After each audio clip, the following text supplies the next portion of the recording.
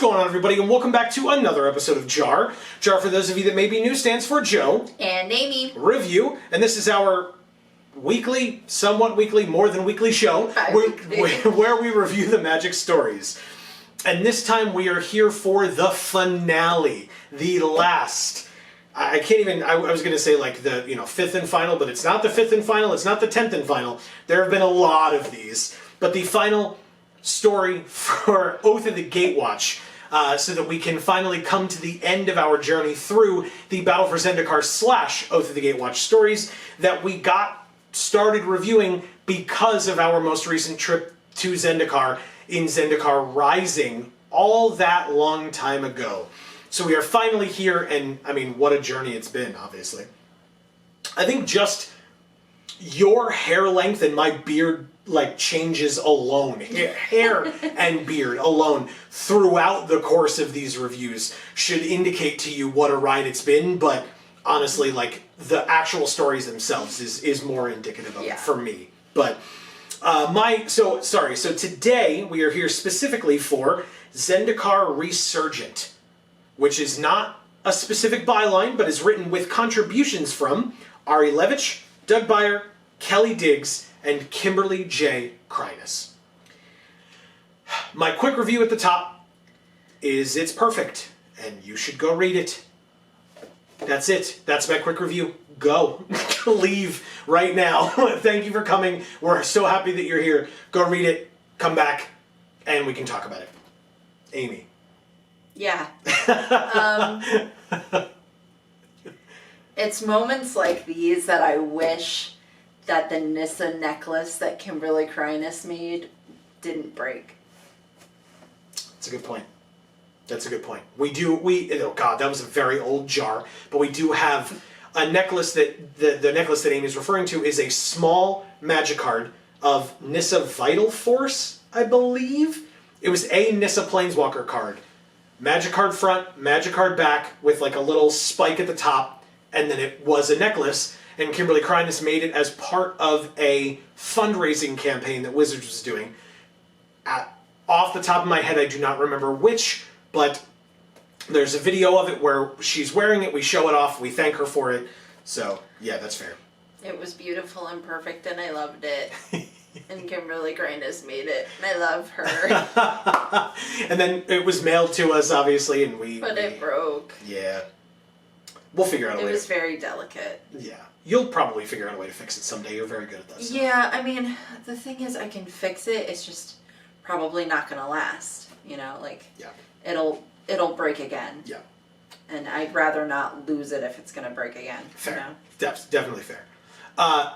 So what I will say is, if that is not enough of an indication for you, or if that is enough of an indication for you, and you're interested in going to check it out, what I would encourage you to do is the top link in the description down below will take you right to this story. To be fair, it's a longer one, but it is worth your time, in our opinion, if that is something that you value. 10%. Yeah.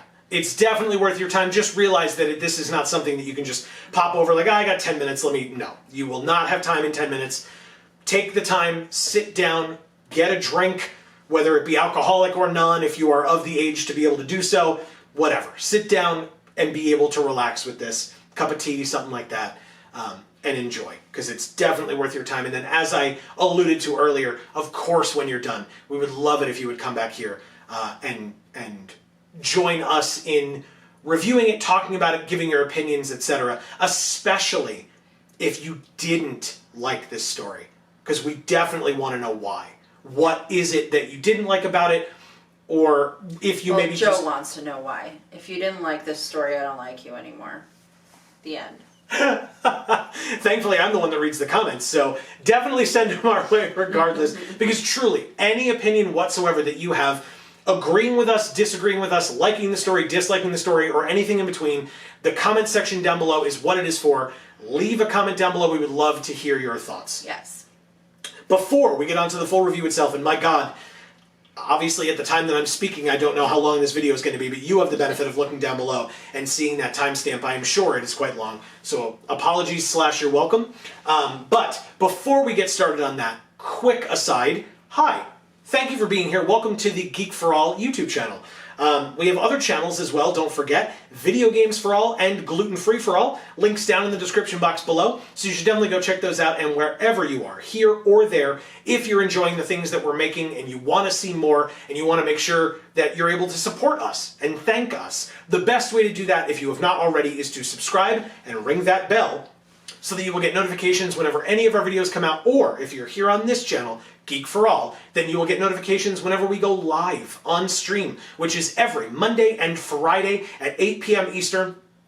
If you're a fan of Magic the Gathering, every Monday we are here playing MTG Arena. Specifically, we play whatever limited format is like the newest limited format at the time. And sometimes we're doing viewer historic brawl battles as well. That's somewhat of a more recent thing, but we would love to have you come join us for those. And then on Fridays, we're playing whatever video game we happen to be playing at the time. If you're watching this soon after it comes out, we have been recently playing through our first ever Nuzlocke of Pokemon Fire Red. It has been going swimmingly recently, knock on wood. So I encourage you to come join us for that. It has been an absolute blast. We talk Pokemon occasionally, but very rarely like what's going on the screen. That's just kind of a theme of all of our streams. So if you want to just come and hang out, we would love, love, love to have you. But onto the full review itself. This story is broken up into 4 different parts, basically, for each of the 4 Gatewatch Planeswalkers to date, because Liliana, now that we have the benefit of knowing that Liliana was part of it, she's not part of it yet. That's when we get to Innistrad and Shadows over Innistrad and Eldritch Moon. She takes the oath in Eldritch Moon, which, based on this story, is after that. So just be aware of that. But yes, so it is Gideon, Jace, Chandra, and Nissa. And we start with Gideon, which I thought was a good way to start because Gideon did very little in the last story. Yeah. Right, which was the climax, the culmination, the actual finale, whereas all of this was falling action. Very good falling action. And very interesting and important and awesome, but still falling action. There wasn't really any action in this, if you want to like refer to it as that. No fighting. There was tension with the Ugin section, but that would be probably about it. Although it was very good. But yeah, I liked that Gideon was first because he didn't get to do much in the prior story. Of course, Gideon has to, or the story itself has to mention Seagate's wreckage. Yeah. It's just such a through line that in the final story you couldn't not talk about it because it was such a symbol for many of the Zendikari, absolutely for Gideon, for Tazri, for folks like that. Right. So absolutely had to be mentioned very early on in the story. Not really talked about again in the rest of the story, but it doesn't matter because it was mentioned, it was talked about, it was given its time. And then we hear from Tazri as well. Right, we heard about like Munda and Kiora and etc., but we didn't see any of them. This section with Gideon was the only time that we saw Tazri, but it again, as a way to kind of close out and culminate this story, we got to hear that we knew she was Commander General. She is taking over for Gideon in every way possible, and Gideon's okay with it. He's happy with the choice of her. She's happy with him and with what he has done. And symbolically, as they are going for a morning run, she overtakes him and surpasses him.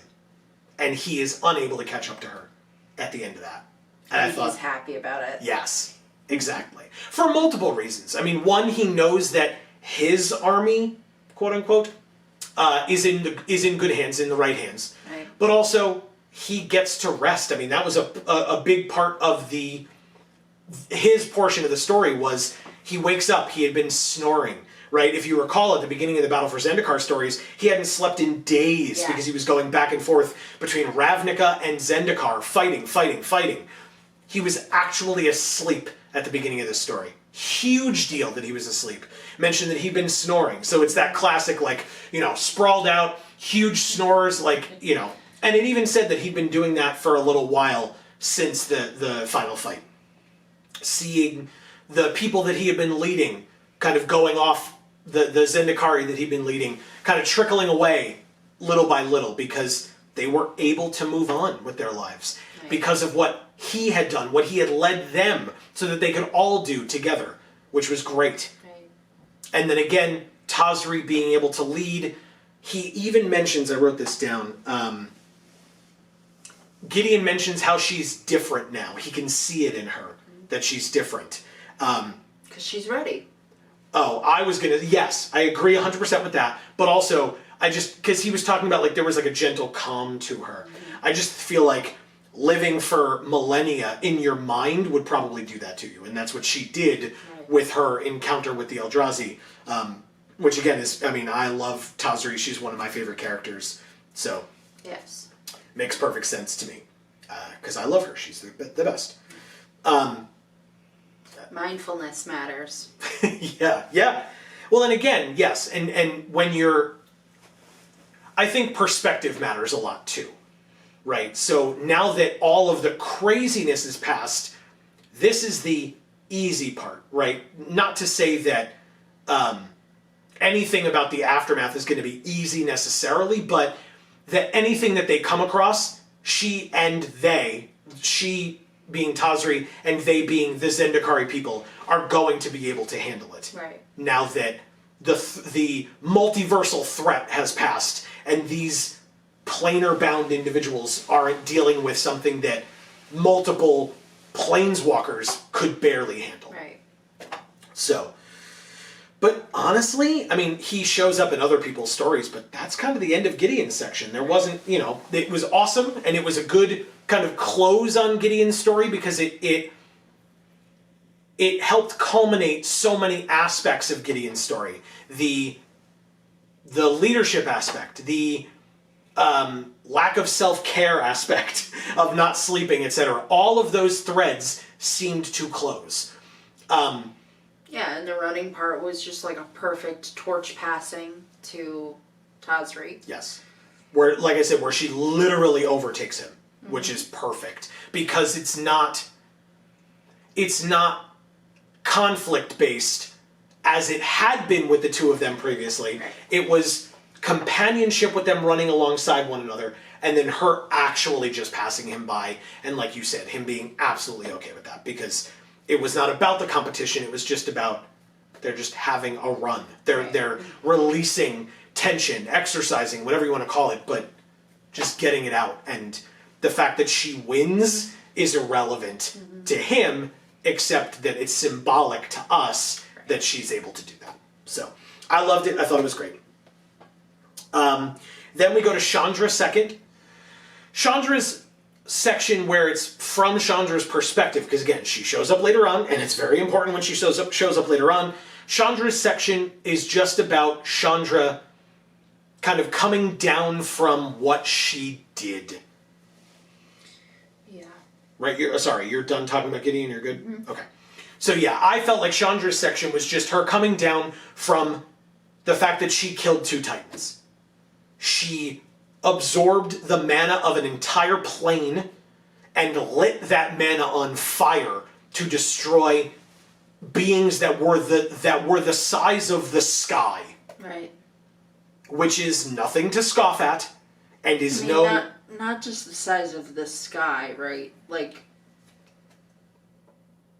they looked like the size of the sky, but really they were infinite. Yeah. Right? Yeah.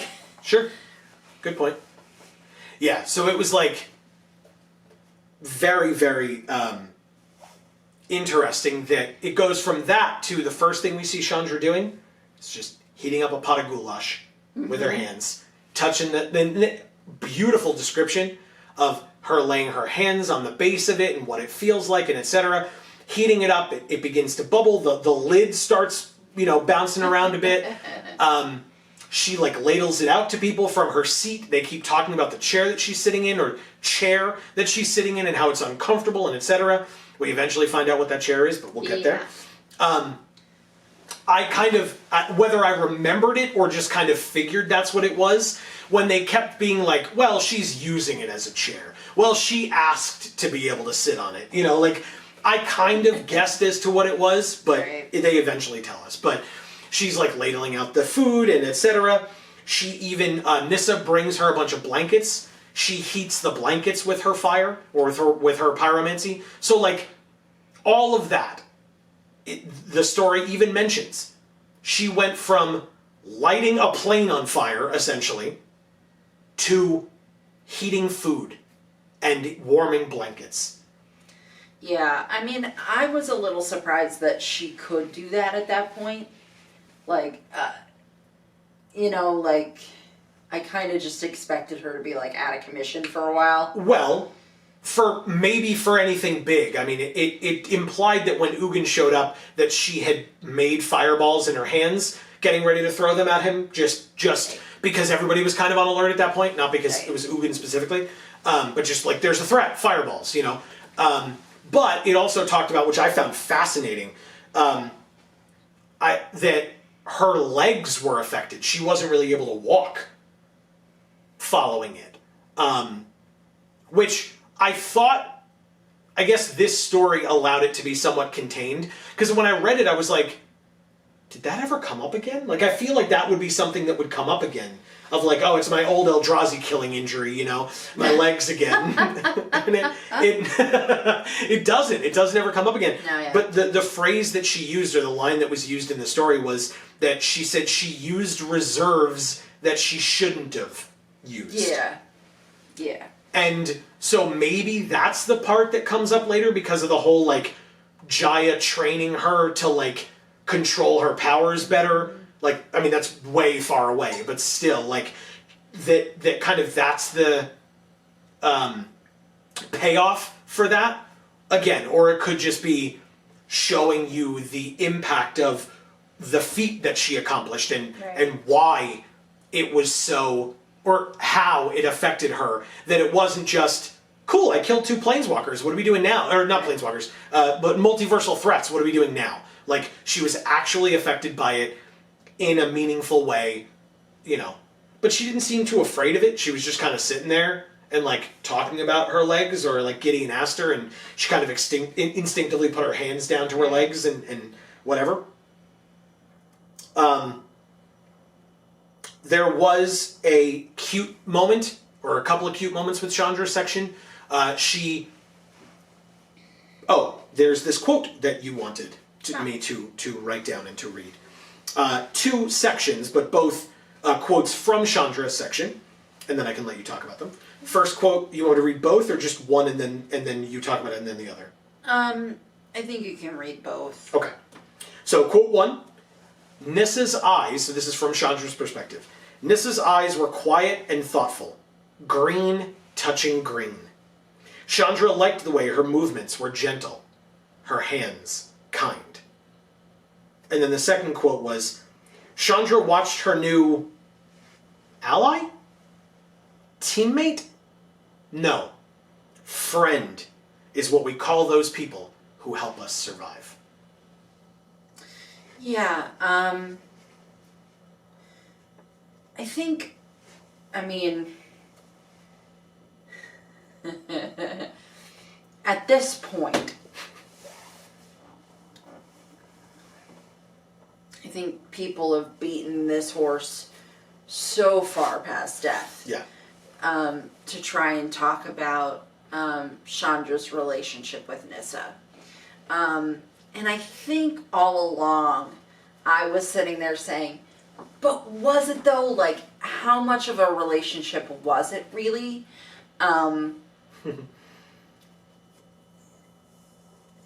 Not so much to play devil's advocate, but just because I felt that there wasn't enough there.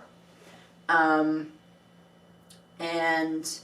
this story, I think, was really the first one, maybe the second one, but really the first one that, like, referenced it in a real way for me. Yeah, of course. I mean, it's still, like, barely even a crush in this. Sure. They definitely don't know what they have in one another at this point. Yeah. Fair. But I will say, like, as well as those quotes, there was a lot of talk of, like, the connection that they were able to have. Just, like, sort of an attunement to one another enough to have Nissa say, wait a minute, she's not the telepath, and stuff like that. But I don't know how much of that is necessarily particularly a romantic relationship, so much as just a relationship with somebody whom you care a lot about and have that kind of connection with. Because I think you can have that kind of connection with a lot of different people in your life that just think similarly to you. I don't think that needs to result in any kind of a romance. I think your relationship to that person can be whatever it is, right? But I think we all kind of find people who we just kind of click with in that way, that fill different roles in our lives. So again, I don't really know that this is like, they had a romantic relationship, how dare you? I would never be the person to sit here and say that I didn't absolutely hate everything about the way that they handled all of that nonsense. I'm not even going to get into it. I just don't want to go there in this episode, But I will say, I don't disagree with you. I don't know that I feel as strongly as you do necessarily. Okay. But I wouldn't say that I disagree with you. What I think is, because I have this burned into my memory because the Kaladesh stories were so big for me. I loved those stories in particular. I mean, obviously, the Ajani story, the Ajani Tamio story, I loved. It's my favorite story of all time.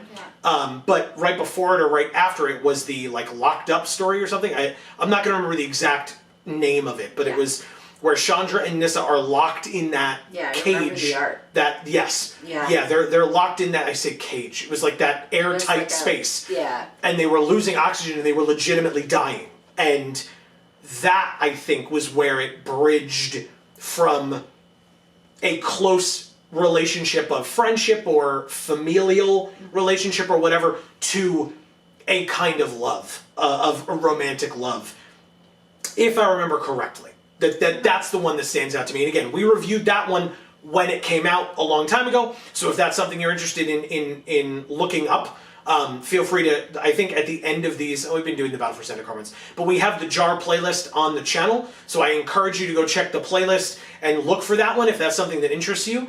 Maybe I should, because I'm wondering if there's just aspects of the relationship that I'm just not remembering. It's definitely, I mean, please, with all the stories that we've reviewed over the years, it would be difficult for you. How long ago it was. It would be difficult for you or me to not have forgotten stuff. Right. Especially if at that time we were just like, oh cool, we're going to see their relationship grow and flourish because we didn't expect it to be cut out from under us and have it be something that we needed to remember every aspect of it so that we could attempt to find the thread of like, well, maybe this is where they read that it wasn't a romantic relationship because we need to try to feel better about the fact that we were so screwed over.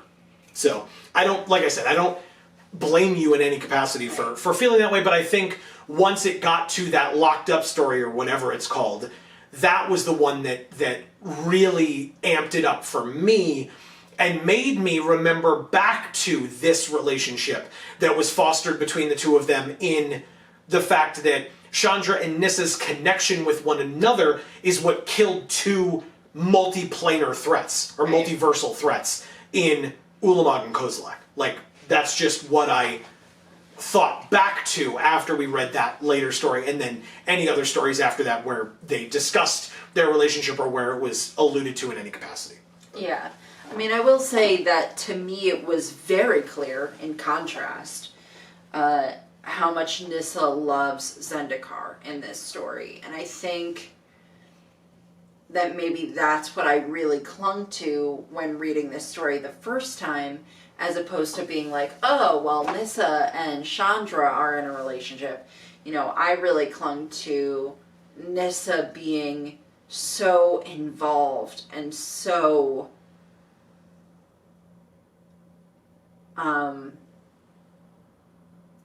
affected by everything that affects Zendikar. Sure. Because she has such a close relationship to the plane itself. And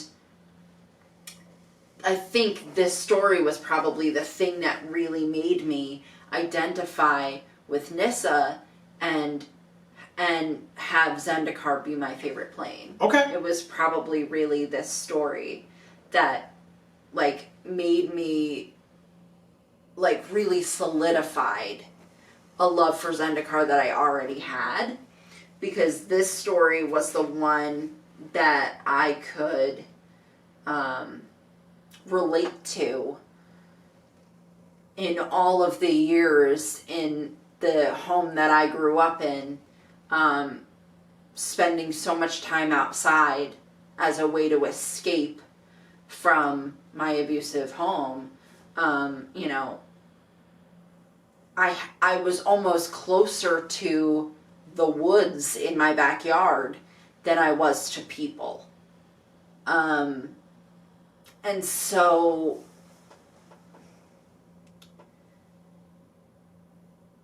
and that's a thing that's hard to explain because most people don't get that or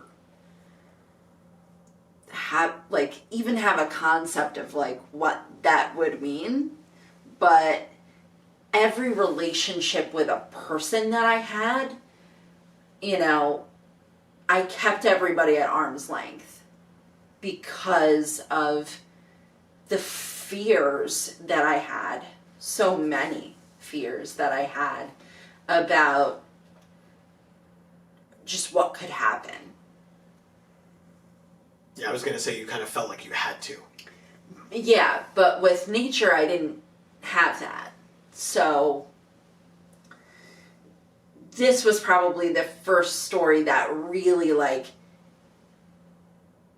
made Nissa my favorite character, made Zendikar my favorite plane, because this was the one that was like, okay, you know, this is the one where it's like, okay,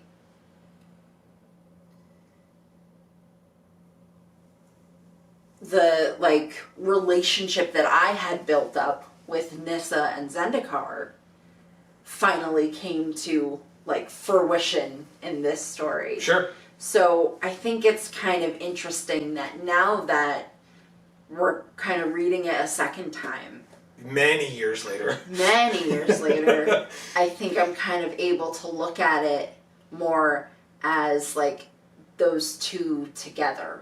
Okay. Like, my relationship with Nissa and Zendikar and Nissa's relationship with Chandra kind of happening at the same time. Okay, I like that. That's adorable. In this story. Sure. And gaining momentum and starting to mean a lot more, you know, than it did.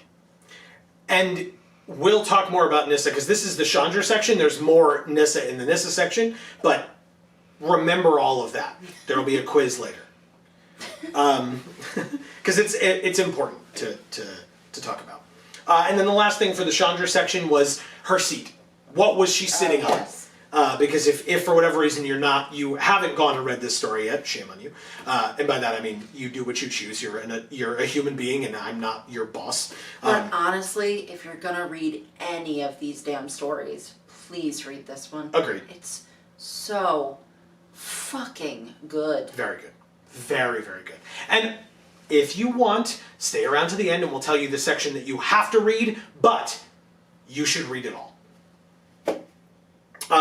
But yes, Chandra is using a piece of the Ulamog bone plate from, like, his facial area, or its facial area, as a chair. It's face, it's head. It's thing. Yeah, because she it's like faceless. She kind of tried to determine, like, is it the back, like, that goes near its spines, or is it the front? And she kind of reminisces about, like, is it near the spines that, like, exploded when she lit it on fire, or is it the faceplate that as she was burning it at the last second turned to actually look at her? Which I didn't even pick it up when I was reading it. Only now as I'm talking about it I realize that's a huge deal. Yeah. Because when you think about Kiora against Kozilek, Kozilek paid her no mind when she was sending giant sea monsters against them. And yet it was Chandra, dealing the killing blow that actually made them focus on a mortal. As opposed to just, I'm going this way, and that's the way I'm going, and that's it. Like, for no other reason than, I'm going this way, there's maybe life in this direction, that's what I sense, I'm going to go that way, consume it all, and then move on to the next section of life, and that's it. There were no individuals to the Titans. Right. It was irrelevant. But in that moment, Chandra mentioned that Ulamog looked at her. Right. Which is a huge deal. And I'll make the allusion to last time. The hand that moves, right? The Emrakul story, for those unfamiliar. Go watch our I wasn't referring to the story. Oh, I was saying the hand concept. that moves. Okay. Because,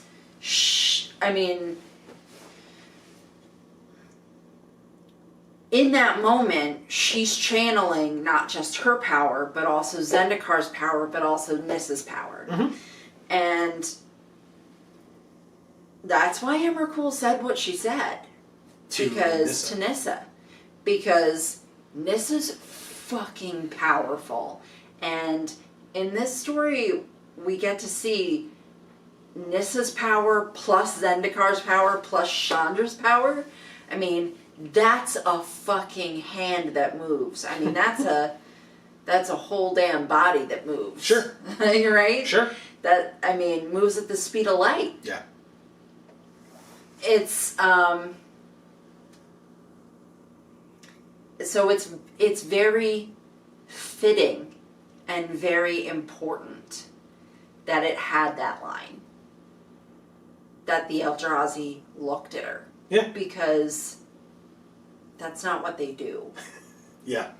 Yeah. But when they can feel the immenseness of the power that's coming at them, they're gonna look, right? Because that immensity, is it immensity? Immenseness? I don't know, whatever the word is. I think it's immensity, but either way. That's... I don't know. That's something they can't ignore. Yeah. And it's coming from a source that they never would have expected or noticed before. No, they probably weren't even, to whatever degree they have consciousness, they probably weren't even conscious of her existence prior to her consuming all of that power, or combining with all that power. And that makes it even that much more. It's not, you're minuscule and I'm ignoring you. It's, I cannot perceive you until this level of power is emitting from you. Yeah. But that really speaks to the level of power emitting from her. Sure. Right? When this infinite being is all of a sudden now looking at her. That's a great way of putting it. I like that. That infinite being. I like that a lot. Yeah. We'll talk about that a little bit more in a moment. But yeah, I like that. Yeah. And then, of course, she just uses part of its head as her throne, which is uncomfortable, and she complains about it a lot, but, or mentally, thinks about it, how uncomfortable it is a lot, but still is just like, I'm sitting here now. I deserve it. I worked hard on this part of it. This is my victory, is sitting in its head and being like, I don't know what part of it blew up to give me this, but I have it now. Right. And that's Chandra. That's the Chandra section. So we're halfway there. Jace is next. And I think they went in the proper order here of which planeswalkers to go through. I think that Chandra's, while we talked about it more than Gideon's, I don't think it was as important as Gideon's section, but I still think that Gideon's section being there to open the story made a lot more sense. Then you go to Chandra's, then you go to Jace's, which again, like I mentioned, Jace's section had a lot more of the tension and more of a discussion of where they're going next to like actually set up the next story. And then Nissa's we'll get to Nissa's. Right. But now we're into Jace's section. Maybe it's because I'm Gruel and you're not, or because your favorite character is Tazri, that you thought Gideon's was much more important than Chandra's, but I thought the opposite. All right, fair enough. Let us know in the comments. What do you think? We get to Jace. Jace is still talking about Gideon's ability to be charismatic and convince people to do things. Still talking about it, even though he's mentioned it so many times. Because he's got a man crush. Which turns into conflict in later stories, if you recall. Yeah. They clash big time, Jace and Gideon. Because Jace's point is, Gideon is able to just convince people to do whatever the hell he wants. He just is. And Jace is like, how do I do that? Yeah. Like, I could say the right thing, you know? I could do it by reading their minds and knowing what they want to hear and then just saying it. And then Jace is like, no. He's like, you know what I would just do? I'll just work Gideon. I'll try to make Gideon see my way so that when he is able to convince others, Chandra and Nissa or others, he will be convincing them to do what I agree with, because we've discussed it. And, I mean, come on, Gideon's thing probably wouldn't even work on me. Until we get to the end of Jace's section, or to the end of the story, or whatever, where they're talking about what's going to happen next, right? And Gideon's like, well, where are you going to go? What's gonna happen? And Jace's like, well, I mean, I was thinking about this, and there's this, and there's this. And Gideon's like, well, you know, and kind of like leads him along, right? Holding him by the shoulders, like, well, let's turn this way, and let's turn this way. And then at the end, Gideon is like, oh, good, and gets up and walks away. And Jace is like, oh, he didn't do that clap on the shoulder thing that he always does when he gives orders. Wait, he just gave me orders. I'm going to go do the thing that, damn it worked on me. He just gave me orders that I have now at this point decided I am doing. Yeah, that I was the one that stated that they made sense. But Gideon was just like, oh, good, you're doing the thing that I want you to do. Okay, bye. And like gets up and leaves. Bravo, Gideon. Nicely done. So funny. But the thing is, like, the reason why it works for Gideon, I mean, you could say it's charisma, right? But in reality, what it is knowing how to connect with people, firstly, and then secondly, having all the right intentions.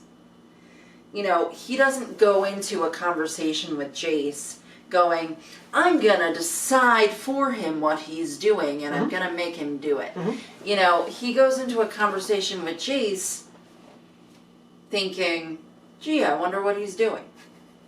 You know, he's not controlling people because he's controlling. He's controlling people because he just has a better idea than they do, maybe. And having a conversation with him is letting them do the thinking that they need to do to come to the right choice. Again, it's the Socratic method. You're like talking to somebody and you're like, well, what do you think is the right answer? And why? And because if they're wrong, you say to them, well, what do you think? Why do you think that? What? And let them continue on with their course of thinking until maybe they get to a point where it's like, oh, no, I guess maybe that doesn't make sense. Well, all right, but if we go back, what about this? And then you're through your questions leading them to the point that you want. But I also think that it's a bit of reading people. Like Gideon being able to read people, to know what, like you said, to be able to implant that good idea for them. And he's a strategist. I mean, he's a military strategist, so he knows like what, or feels that he knows, strategically what makes sense to do next or whatever. Yeah, but what I'm saying is that he's not doing that at all. He's not doing the Socratic method. He's not implanting thoughts. He's having a conversation. he's not going into that conversation with the intention to control somebody. His intention is the best of intentions, which is the only reason why it works. Because he's not controlling you. He's having a conversation with you, helping you make a choice that is a good choice, because he's a white planeswalker. And you both walk away happy with the choice that you have made / he has made, because you came to the same conclusion. I was going to say, even if you kind of later realized that, you know, it was like, wait a minute. that wasn't necessarily what I was originally going to do, or he could have had poor intentions and made me do what he wanted to do. Yeah. But he didn't. So even when you've discovered that, all you do is laugh it off. You don't change your mind. Yeah, yeah. And it's not because he's mind controlling you. Yeah. It's because it still makes sense. It's still when the two of you put your heads together and had a conversation, you came to the right choice. Mm-hmm. Yeah. Yeah. It's but like, you know, like we were saying at the beginning, it was just such a fun moment when Gideon gets up and walks away, and Jason's like, it does work on me. Like he just did it to me. How did he do it? And I'm sure that that's something that will mess with Jace for a while. I mean, Jace is going to have other things to focus on when he gets to Innistrad. If that's the way he's looking at it, it will always mess with him. Because he's not understanding the concept. He's still trying to do the Socratic method. And that's not going to work because his intentions aren't pure. Okay. And then, speaking of somebody whose intentions might not be so pure, then we get to Ugin. Which, oh boy. We've talked a couple of times, right? And I felt like I had a pretty good handle on what happened in these stories. I forgot that Ugin showed up here. Totally forgot. Like, when he showed up, I was like, oh, crap. Did not remember this at all. And this section was awesome. Until we got to Nissa's section, this section was definitely my favorite part of the story. Because, like I said, a lot of tension, but a lot of information here. A lot. I loved it. Jace is pissed at Ugin and lets him know. And Ugin is pissed. He's like, what did you all do? Like, what did you do here? Well, he came in knowing what they did. Well, yes, I should say, like, why or what, you know, like, basically, like, seeing the damage that was done and being like, explain yourselves, right? Like, actually giving them a chance, which was nice of him, I suppose. Yeah, and I personally, frankly, was pretty shocked about it. But yeah. But when you said Ugin was coming, I was like, oh crap, Daddy's home. Which I loved. I loved when you said that. It's very funny. It's like, you know, we tried to glue the vase back together, but it didn't stay, and there's some pieces missing. Yep.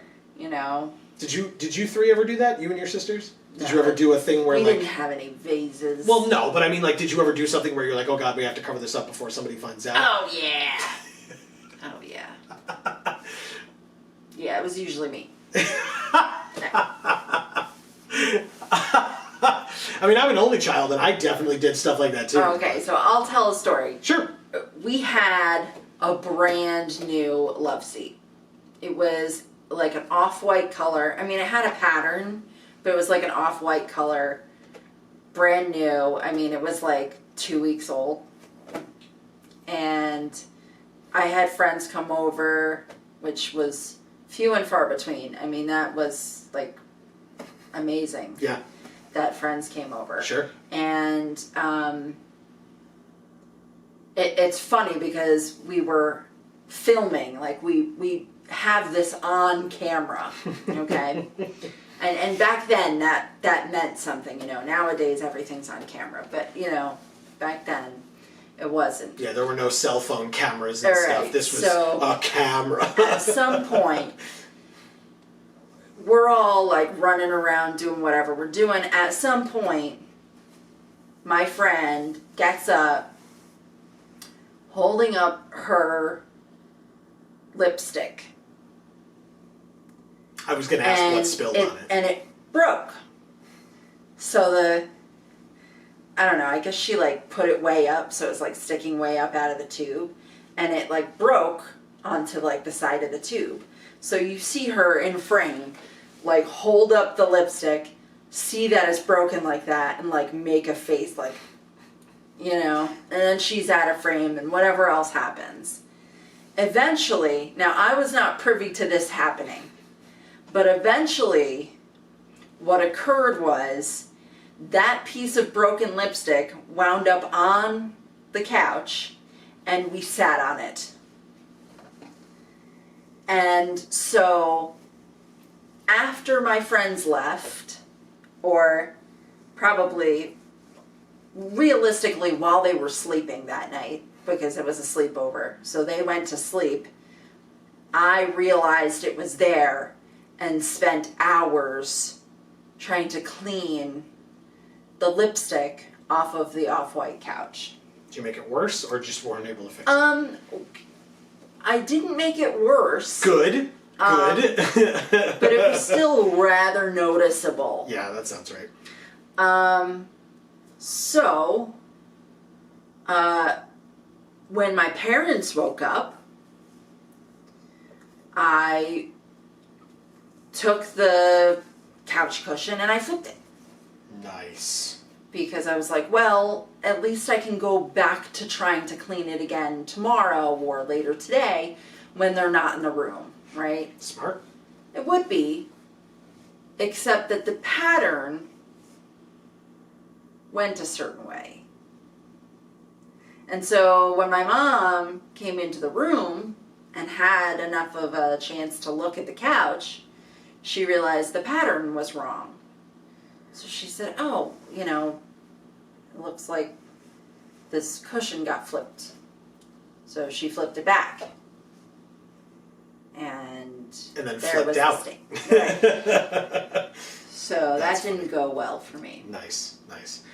That didn't go well. My story like that I can recall, and I'll be as brief as possible so we can get back to this, the review.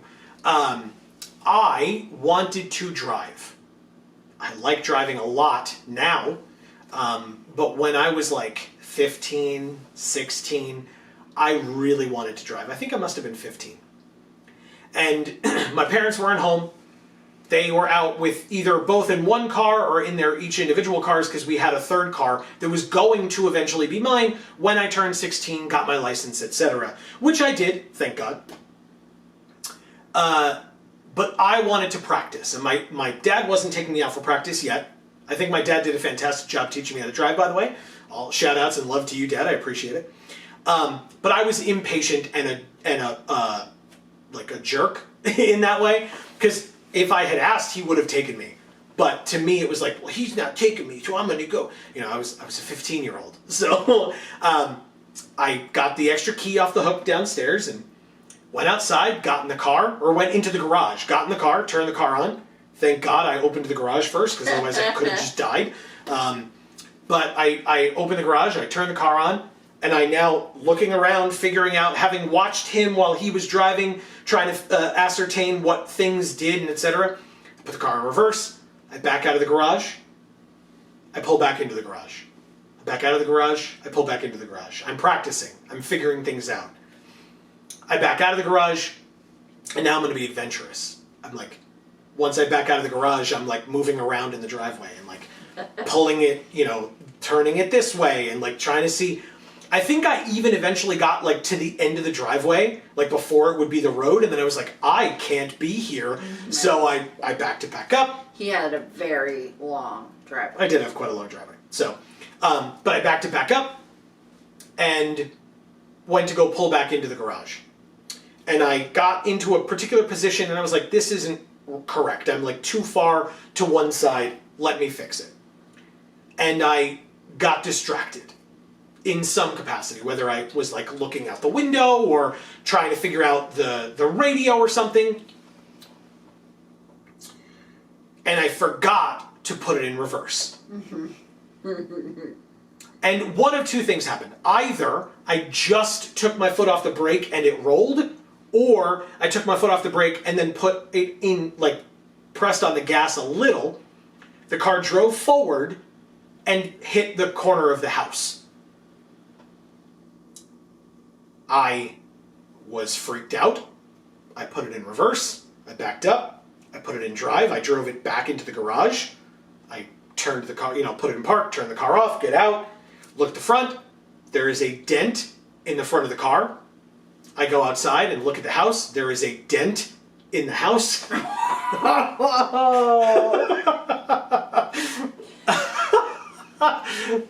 That dent is still there because it's wood siding. So you could go see that dent in my parents' house if you go back and look. God, I'm definitely doing it. It is still there to this day. I went back inside, I put the key back on the hook, I shut the garage, I went back in and turned on the TV or whatever, and hated myself for a while. Because of the car and the fact that it didn't need to be driven because they had their own cars, and that car would eventually be mine, but not yet. And the dent in the house was such that it wasn't very noticeable. I mean, you've been with me for how many years? Right. And you haven't noticed. I had not heard the story before, and I did not know it existed. Yeah. That's 16 years, people, of Amy not noticing, so be aware. It was not easy to see. So they never noticed, and because they weren't near the car, it was the front left of the car, which was in the corner of the garage, so even as they would pass it to go inside, they were passing along the right side of the car, so they never had occasion to see the dent. Because it was a dent in the bumper. It was completely, like, in terms of, like, the usability of the car, no issues whatsoever. In terms of the usability of the house, no issues whatsoever. It doesn't mean that that wasn't bad. Right. And eventually I told my parents. I told them. We were in the car driving somewhere. You were in that car? No, not in that same car. It was in my father's car, and he was driving. We were driving somewhere, probably to see my grandparents, as we typically did. And I remember being like, guys, I have to tell you something. And I was like, I asked them, I was like, could you turn off the radio? They turn off the radio. I was like, I want to talk to you. And I'm sitting in the back seat, and I tell them what I did. And I just remember my dad, God bless him. Again, I love you so much. He turned the radio back on and perceptibly, noticeably started driving a little bit faster. And I was like, oh God. I was so scared. But he did not say a word for a while. Eventually he took a look. I mean, I'm sure I got punished in some capacity that I do not remember to date. Again, thankfully, knock on wood, the damage to the house, the damage to the car, completely superficial, purely like image-based. Eventually, I think our mechanic, because we asked him to, was able to pop the dent back out in the bumper, I think. And then it was just, you could see like a little bit of a line from like where it had popped back out. Right. So in the grand scheme of things, it could have been a lot worse. So don't mess around like that. It's not a good idea. Learn from our mistakes, I guess. But I didn't do it, okay? My friend was over the house, her lipstick broke. Yeah. Next thing I know, it's ground into the couch because it fell and people sat on it. Yeah, I didn't do it either. It wasn't my fault. Again, I didn't have anybody to blame it on. I don't know if you did. Like, you didn't talk about that in your story, but like, I didn't have siblings where it was anybody to blame it on. Did they know it was you, or did they question the three of you, you and your sisters, to? No, everything was always my fault. Sure. Let's move on. Sure, fair enough. So anyway, Ugin shows up because Jace drove the car into the house. And there was lipstick on the couch. Yup. Even though it was 2 weeks old. And Ugin is like, okay, I told you couldn't kill them. And I forget who it was, whether it was Nissa or Chandra, was like, but we could, obviously. And Ugin's like, yes, I know they could be killed. And somebody calls him out, they're like, wait a minute, but you said, or maybe it's Jace, I guess. Jace was like, but you said they couldn't. And Ugin was like, yes, you couldn't. You, Jace Bellerin, couldn't kill them. And my reaction to that was like, oh, so like, what do you say? You could have done it, but you went and like fucked off somewhere and like left it to him, despite the fact that you knew he couldn't do it. Sounds like Soren, huh? Sure does. Sounds like Ugin, sounds like Soren. Sounds like all those motherfuckers that put the Eldrazi on Zendikar in the first place and never should have done it. Including Nahiri? Yes. Amy loves Nahiri if you haven't been around. But I thought that this information was fascinating. Because if you were here for the last story that we reviewed, I talked about the fact that if new authors wanted to, they could possibly, I mean, this story actually made it a little bit more complicated with Chandra's description of the situation, but based on the last story alone of the Eldrazi Titans dying, a new author coming in could read that story as a way to say that they're not actually dead. And I still think you could theoretically do that if you wanted to. Chandra, like I said, Chandra's description a little bit tougher. She talked about Ugin's spinal area rupturing and exploding, his faceplate blowing up or whatever. So like that makes it a lot more definitive. Whereas the last story just made it seem like she lit the ley lines on fire. There was a lot of dust, and everybody kind of came to from their haze, and there was like viscera everywhere. Right.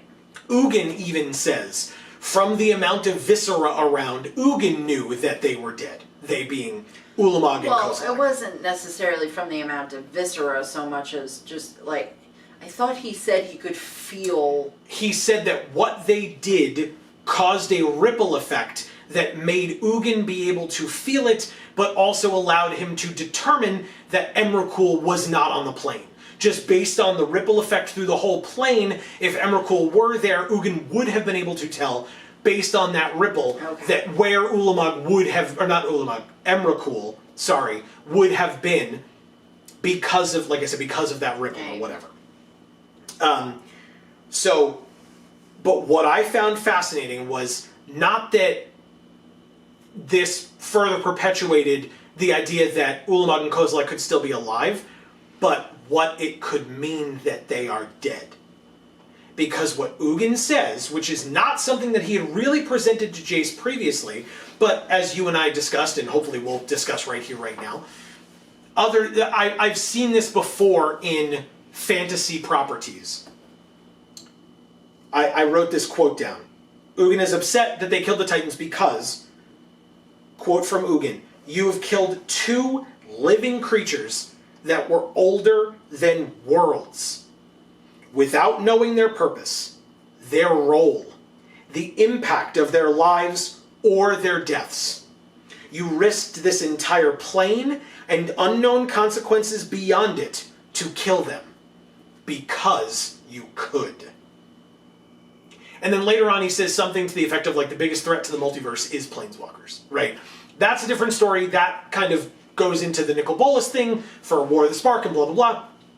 But just the idea, and we discussed this, so I want to be able to get your perspective on it as well, but just the idea that the Eldrazi might have been necessary, and that killing them is a bad thing because they served a purpose. Ugin is not forthright, as he never is, about what their purpose might have been. To be fair, he claims he doesn't know. I would tend to agree, based on what he was saying, because he kind of implied that he was going to have to stay on Zendikar and like do a bunch of research through like analyzing their dead bodies or remainders or whatever you want to call it. Yeah, I mean, personally, I feel like he likes to say a lot of shit, but he doesn't necessarily know anything. Sure, sure. But that was awesome to me. Ugin even says that the effect of the death of these 2 Titans, or destruction, or both of these 2 Titans, may not be felt until well after the Gatewatch members are dead. And so Ugin said, you can call this a win if you want to, but I am going to go do some research to try to figure out what this means. Right. That is brilliant to me. I love that. Because it means many different things, and it could go in so many different directions. It could mean, it allows Magic as a property to create new big bads, right? Because we've talked about the fact that Bolas isn't technically dead. Emrakul isn't dead. And either of them could come back at any time based on what the whims of the story team, the R&D, like R&D in general, whatever, what have you.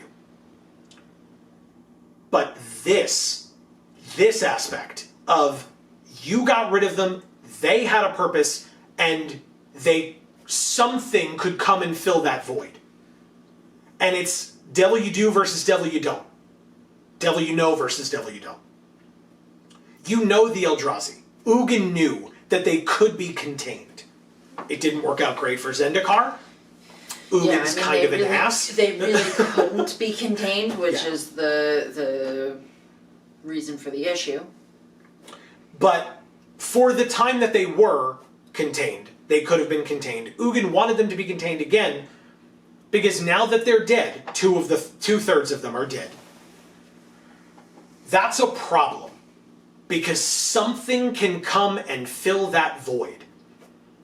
The example that I gave, I talk about Marvel Comics all the time. I'm wearing their shirt. There's tons of Marvel crap behind us. What I was talking to you about was the concept of Galactus. And many people may not know Galactus if you're only familiar with the movies. I will give the briefest description possible because that's not really why we're here. Galactus is a dimensional being that that shows up in his ship. He is, to the scale of us humans, he is massive because he is the size of a planet. He can basically grab a planet and consume it. Now, beings who live on those planets aren't super happy with that. Surprise, surprise. Spoilers, if you have not seen the Eternals movie, I'm going to talk about it a little bit, so maybe skip ahead, but I'm going to talk about it right now. The Eternals movie discussed the fact, and this is just a fact in Marvel Comics, that there are seeds of, I'm not going to remember their names, the Celestials. Got there. There are seeds. I know, it was so long ago. It wasn't 10 minutes. But yes, that there is a seed planted in some planets of these Celestials that then grow out of that planet and exist as Celestials in the cosmic world, or the cosmic realm. Galactus, in eating planets, keeps that population in check to a degree, because he's able to eat those planets that would seed those Celestials, among other things, keeping balance in the universe, kind of a thing. If Galactus were to be destroyed, or there was a time where, I guess, if I remember correctly, they messed with Galactus's hunger and increased it or something. Galactus's hunger is not actual hunger. It is the universe's attempt to balance itself. And so Galactus is an essential being in the universe where if he is eliminated or tampered with in any capacity, it can upset the balance of the universe in that way. It's exactly what I think about when I read this for the Eldrazi. To the plane-bound Zendikari and to the Planeswalkers who are on a plane and watching these giant titans go through and consume everything, right, what they're doing is terrible. It's heinous. It's awful. Because to them, those small individuals, it is utter and complete senseless destruction.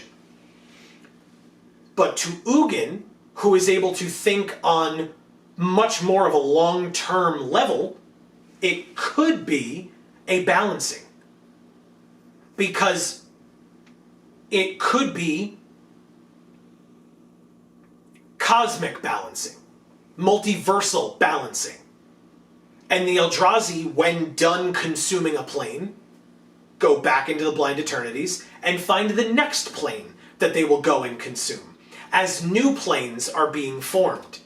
Maybe in an attempt to not overload the multiverse? I don't actually know, but it's all an idea. speculation. Sure. And Ugin, I mean, Ugin doesn't seem to know either. Right, and he didn't really speculate. He just said, "You don't know what their purpose is, so that was fucked up. Yeah, Let's do it." yeah. He's like, you don't know why they're here. You don't know what their lives or their deaths will do to the multiverse now, and you may never see the consequences of the decisions that you're making flippantly because you just can.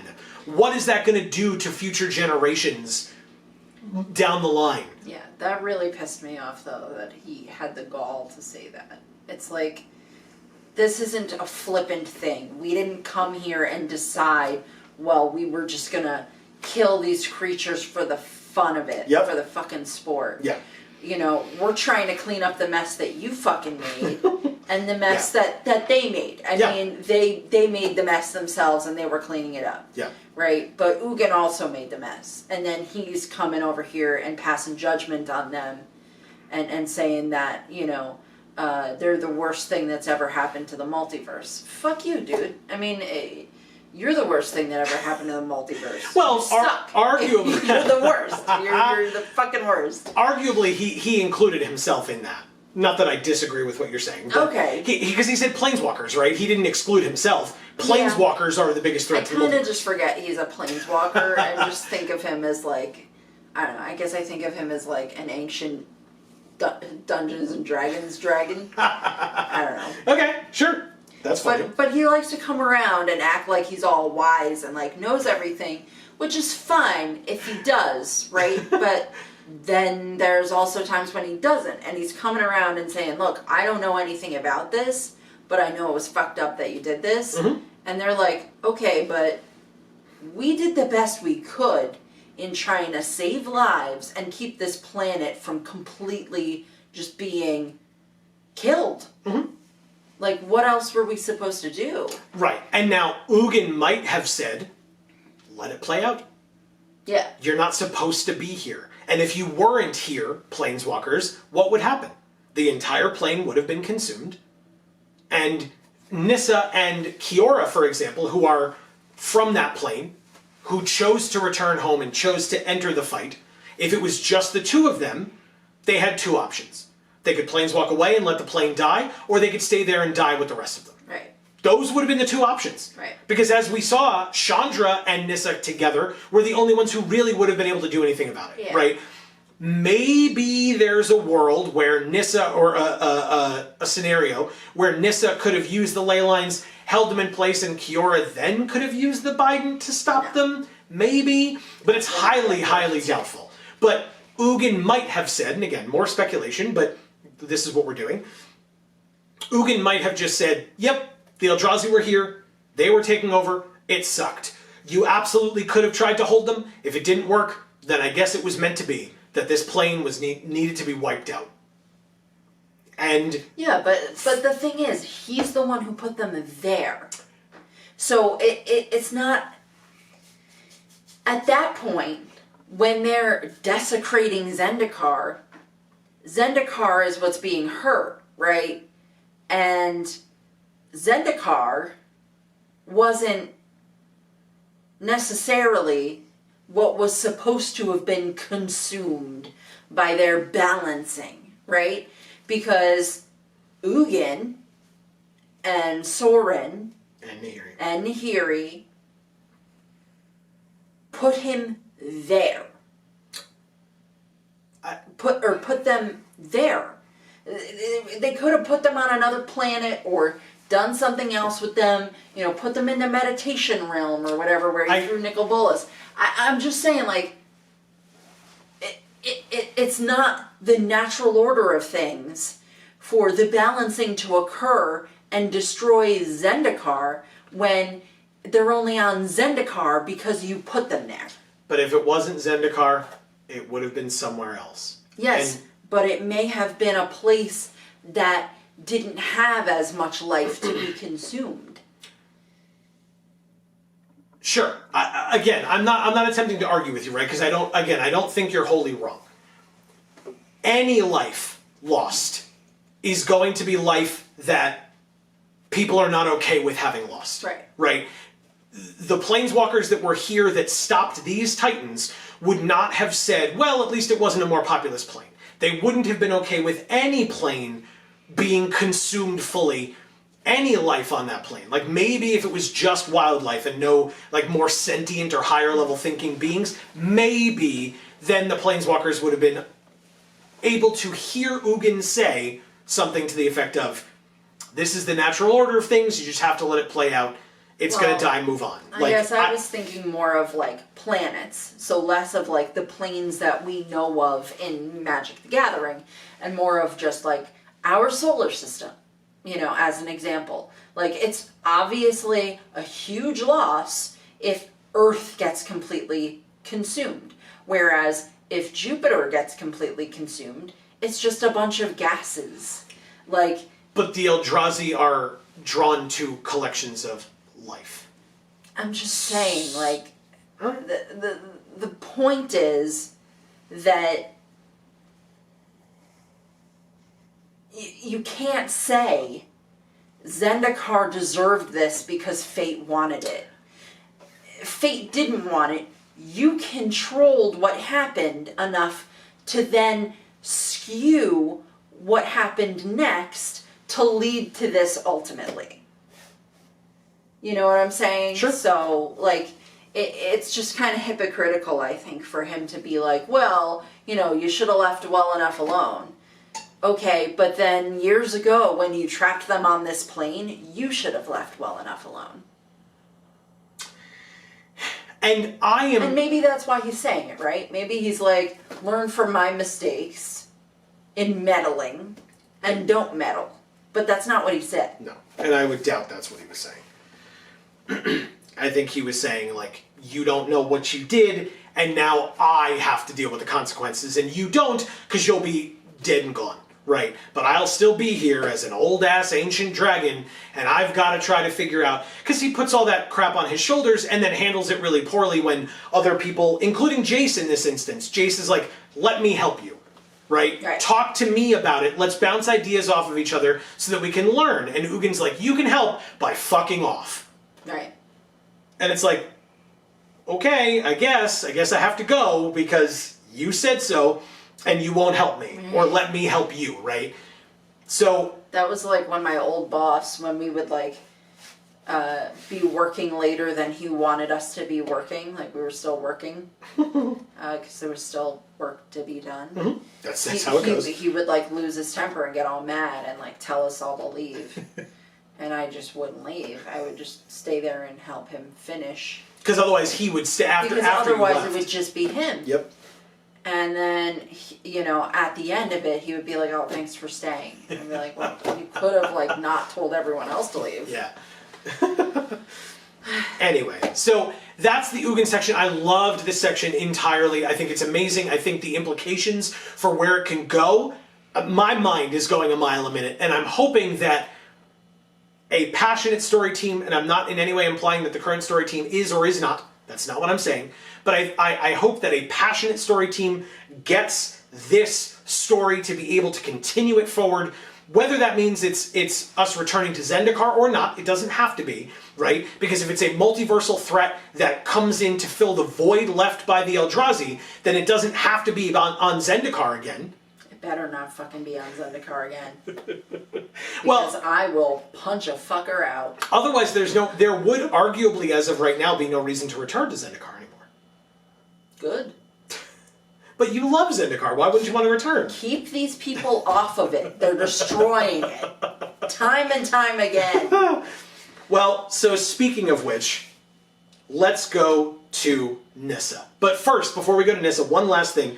When Jace is talking about where he's going to go next, we know, because we've already reviewed it, the first stories that we ever reviewed for JaAR, if you're curious, were Shadows over Innistrad / Eldritch Moon stories, so you can go check those out. Like I said, if you watch if you go to the JaAR playlist, starting right at the beginning, will be right where we leave off here. Right. So it's canonically what comes directly after this. Yes. because Jace is going to go check on Soren and Nahiri, but really Soren, he's going to go to Innistrad. And what he says about Soren to Gideon, which I know you loved, was Jace says, I'm not sure he, being Soren, I'm not sure he'll be more help than Ugin has been, but he can't be much less. And I was like, I thought you said you had met the man. Amy doesn't like Soren. He's not a help ever. He helped Nahiri to be trapped in another place for a very long time. Mm-hmm. The Hell Vault. I'm going to help him. And I was going to say, and then Nahiri helped him be a lawn ornament in a wall. Not for long enough. No, unfortunately not. But yes, let's go on to Nissa. He could still show up to his granddad's wedding being all pissy about it. Yeah, well, I don't blame him. But yes, understandable. I kind of do. Well, that's another thing. We reviewed this already. Yeah. You can go watch those as well. Let's talk about Nissa. I will say at the top of this, and then I know you want to talk about it, so I want to let you loose to talk about it. But I will say at the top of this, this is the part. This is the part of the story. If you have not read this story yet, if you didn't listen to us, because I mentioned that it was a longer one, go to the story, top link in the description down below as a reminder. Remove as many barriers as possible. Go to the story, click on it, read it. If you only want to read a portion of it, the best portion of it, which I think you're doing yourself a disservice, that's just me. Agreed. Thank you. But if you want to read the best section, or you want to make sure that you have it in your head, the best section of the story, find the picture for Oath of Nissa. It's like 3/4 of the way down. And read from there to the end. Yeah. It is phenomenal. Because, as I read at the top, the story had contributions from Ari Levitch, Doug Beyer, Kelly Diggs, and Kimberly Kreines. Kimberly J. Kreines. I want to make sure, because it listed it that way, maybe she wants it read that way, I want to make sure that I read it the way she asked for it. If those names were listed in the order that they were listed, I'm assuming, only assuming, I have no knowledge, but I am assuming, or no actual knowledge, I'm assuming that the Gideon section was Ari Levitch, the Chandra section was Doug Beyer, the Jace section was Kelly Diggs, and the Nissa section was Kimberly J. Kreines. That's my guess, especially because, it's an educated guess, especially because Kimberly J. Kreines did all of the main Nissa stories in Battle for Zendikar Oath of the Gatewatch. This was her baby. I am in love.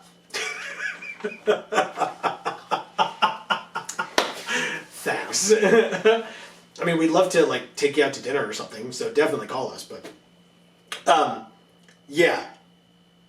This section was phenomenal. So I wrote here, if this wasn't the Kimberly Kreines section, I'll eat my hat. I'm not wearing one, but I'd be very surprised if it wasn't. This section felt like her. It felt like her writing. Yeah. And so, like I said, I'm willing to be proven wrong about literally anything ever, but that is our assumption. Right. Based on how we read it, what we read, etc. Kimberly Kreines, if you are watching this video, which I'm sure you're not, you probably have better things to do with your life. But if you are, if you did not write that section and someone else did, please comment and tell us that. Because I'll eat his hat. I would be extremely shocked if it wasn't Kimberly Kreines. We can share it. Yeah. I'll cut it in half. You can have one half of the hat. I'll have the other. I don't wear hats. Do we even have a hat of mine in this apartment? Yeah? Okay. Anyway. So yes, it is incredible. It is gorgeous. It's full of emotion. It's full of so many things. I don't know how you want to tackle this. If you want me to... I honestly have nothing to say about it other than I was crying. I was crying. Yeah, I actually couldn't... So, typically, for people who don't know how we do these things, I read the story, Amy listens, we discuss it part of the way through, and then at the end we can discuss it, overarchingly if we feel that there's a need to before we start filming, and then we film. And a lot of times, I try to be a dynamic reader, so I'll, read a section, look over at Amy. to see her reaction, to see what she thinks, to let her have a chance to say something if she wants to talk about it, if we want to talk about it. I'll stop and say something if I have a comment to make. It was hard for me to look at Amy during this section because she was crying and the section was emotional and I was trying to continue reading through it. Yeah. So I wanted to be able to not have to stop and slow the flow of the story to be able to get emotional. And I'm not upset by that. Like, that's totally fine. I also enjoyed the emotion of it and was also happy to see that you were emotional, that you were actually crying during this section, because it was worth the tears. Right. If I wasn't reading it, I probably would have also been that emotional, because it was awesome. It was so good. Amy talked a bit about Chandra and Nissa's relationship. You want to read about it? This is your section. Right. From the Oath of Nissa picture down to the end of the story. Read it. It's there. It's perfect. You want to read about Nissa's relationship with Zendikar. The words that were used were her dreams for the continuation of the plane. Right. Read it. Go and read the story. Go and read that section, but like we said, go and read the whole thing. Yeah. I said to him at one point, I was like, after he was done reading, and I was able to talk and stop crying long enough to do so, I said to him, I don't know what you should write. Note-wise. For a note of what we should talk about. Because all of it is perfect. All of it. Yeah. And I couldn't have him write that whole thing.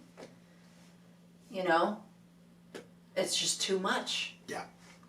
Now so we've... You have to go and read that story. At least read that portion of that story. Yeah. Because there's nothing I can say about it. Yeah. Now, we've talked about this in the past. The end of the Eldritch Moon stories, ironically enough, the last Eldritch Moon story, The Promised End, I believe it's called, we did not like that story. It was like our worst story of the year that we reviewed it, I think. Because it was a bad final story. They crammed so much crap into that one story, and it didn't work. Because it was all rushed. The ending was rushed. This is how you end a block story. Yeah. This is how you do it. You literally give each planeswalker their own section, because these were the 4 main characters. The little incidental characters like Tazri, etc., you give them their moment as well. Obnixilis was discussed in here. Mm-hmm. You find out where they're going next. Was it a little bit longer than usual? Yes. Did you notice it? No. Was it worth it? Hell fucking yes. But that's what I'm talking about. Because other times the story is long and you're like, oh my god, when is this going to be over? Yeah, you're just sitting there going, ugh. Okay, slogging through. And because we have given it a hard time, I am talking about this era of story when I talk about some of those stories were long and we wanted them to be over. Right. This is not that story. This story kept you hooked. It gave you solid information, and it was interesting to read. It was emotional to read. It was relevant information. You cared about the characters that it was discussing. Yeah. I mean, this story had everything. Everything you want in a story, it had, and more. And that's because so many people worked on it, and the people who worked on it were impeccable writers. They were impeccable writers, and they knew the characters they were writing. Yes. God forbid. Right. They knew them because they had helped to foster those characters throughout the entirety of the arc. Not just the arc, but possibly sets prior as well. Well, the set prior was Magic Origins. Okay. And so I was going to, because that's where we start with this, right? Okay. So in fact, that's what I was going to get to. We're done. Now, if you're watching this, like, in order of it coming out, like shortly after this video went live on YouTube, we will be starting the Dominaria United stories basically as soon as we can.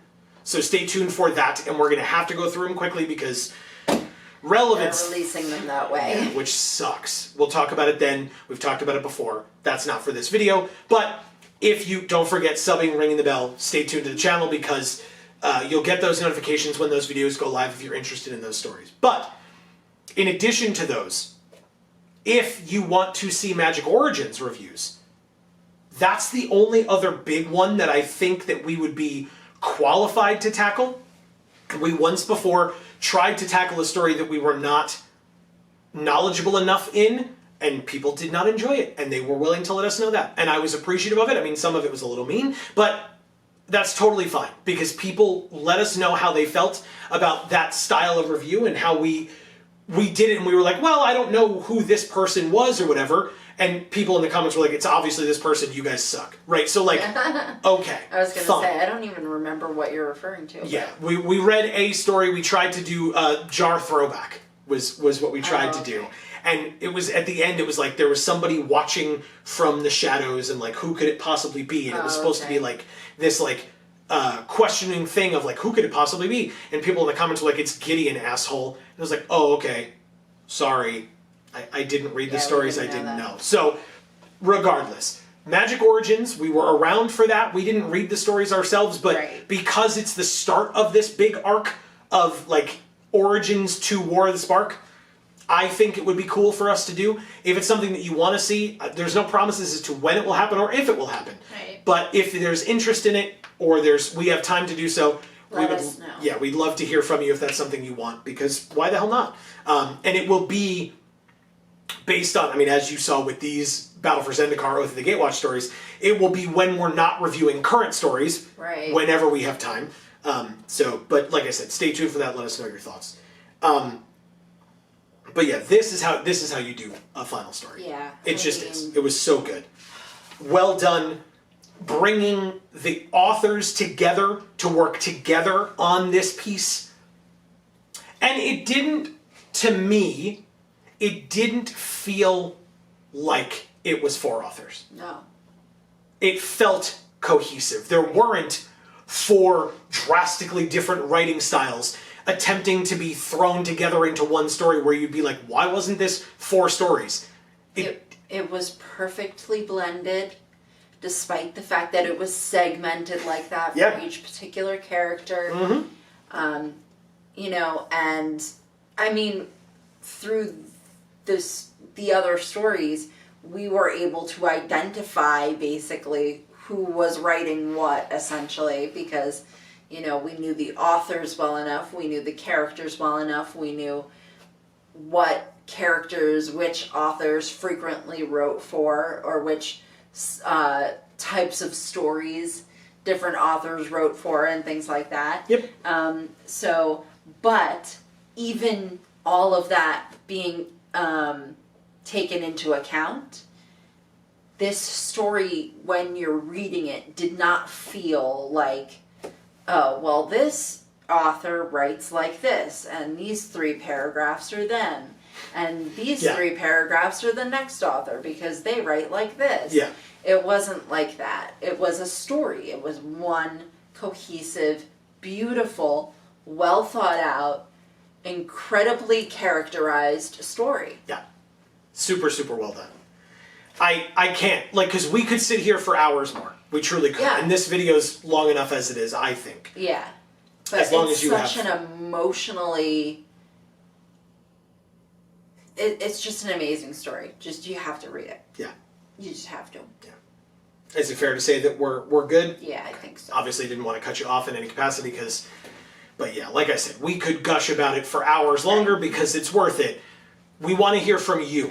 Yes. Did you like it? Did you dislike it? Did you remember it? If you read it back then, was it as impactful for you back then? Do you feel differently now?